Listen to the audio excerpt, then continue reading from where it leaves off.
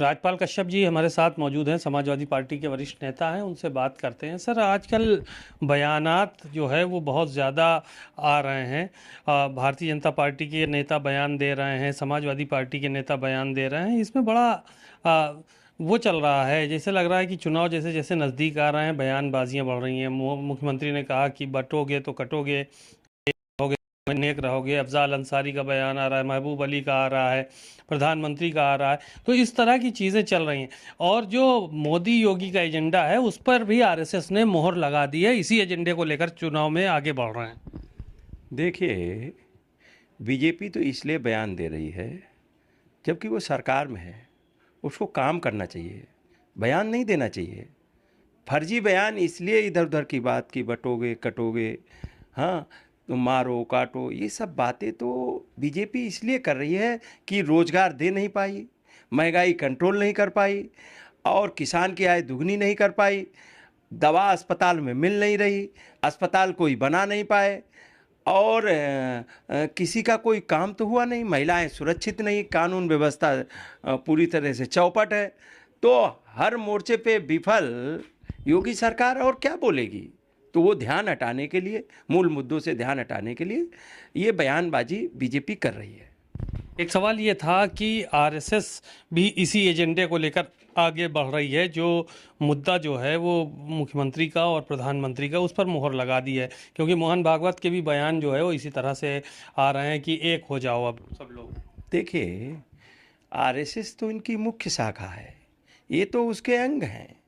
और आरएसएस इस देश में आरएसएस जिस तरीके से काम कर रही है, और आरएसएस की पाठशाला पे तो रोक लगा दी थी सरदार पटेल जी ने कि ये खतरनाक है, लोग हैं, क्योंकि इनकी बांटने की राजनीति है। बांटो और राज करो, जो अंग्रेज सिखा गए थे। आरएसएस की न भूमिका आज़ादी की लड़ाई में थी, आज़ादी की लड़ाई में भी इनकी भूमिका बहुत संदिग्ध थी। इसलिए उस संगठन पे तो लोगों का भरोसा नहीं है। आम गांव, गरीब, पिछड़े, दलित, शोषित, वंचित, आदिवासी, अल्पसंख्यकों का भरोसा नहीं है। इसलिए नहीं क्योंकि वो उनकी मूल समस्याओं की बात नहीं करते।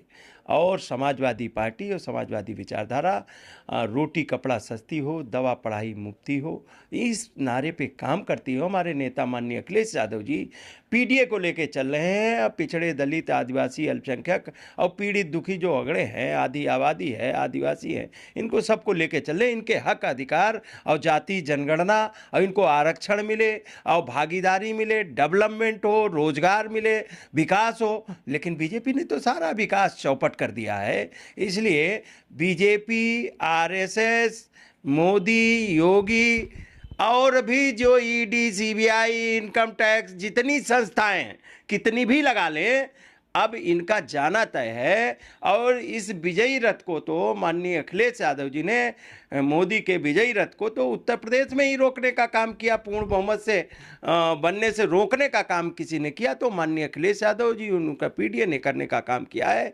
और अभी तो 24 में हाफ किया है और यही माननीय अखिलेश यादव जी का पीडीए 27 में इनको साफ करने का काम करेगा।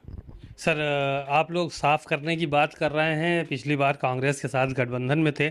अब की जो है वो बंटवारा, जो उपचुनाव हो रहे हैं, सीटों का हो नहीं पा रहा है। पता चल रहा है कि जो है वो अब अलग अलग इस बार चुनाव लड़ने की तैयारी कर रहे हैं दोनों दल।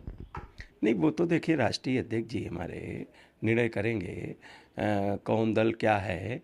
लेकिन जनता माननीय अखिलेश यादव जी के साथ में खड़ी है और माननीय अखिलेश यादव जी के नेतृत्व में और 10 की 10 सीटें समाजवादी पार्टी और गठबंधन जीतेगा और बीजेपी हारेगी। चलिए, शुक्रिया बहुत बहुत। आपने सुना राजपाल कश्यप जी को, बातें उन्होंने कहीं बहुत सारी, और साफ तौर पर कहा कि बीजेपी का जो एजेंडा है वही आरएसएस का एजेंडा है और आरएसएस की ही कई शाखाएं हैं, उसमें से बीजेपी एक है। कैमरामैन पंकज निगम के साथ सीमा नकवी, भारत समाचार, लखनऊ।